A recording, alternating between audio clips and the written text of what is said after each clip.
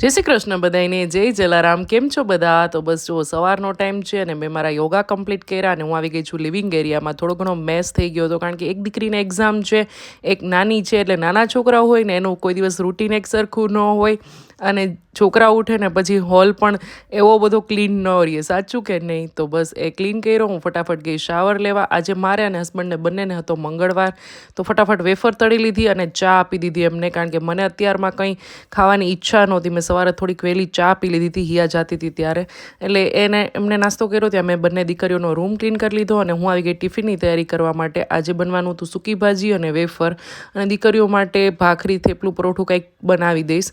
એટલે આજનું આમ સિમ્પલ હતું. તો ફટાફટ પેલા દાણા તળી લીધા. મને ફરાળમાં દાણા તળેલા જોઈએ જ. અને સૂકી ભાજીમાં અમે આવી રીતે હું એક બટેટું મેશ કરીને નાખું છું, એનાથી બટેટાની સૂકી ભાજી હોય ને આમ છૂટી છૂટી નથી રહેતી. તો આવું કંઈક હતું ફરાળ. આવજો બધા.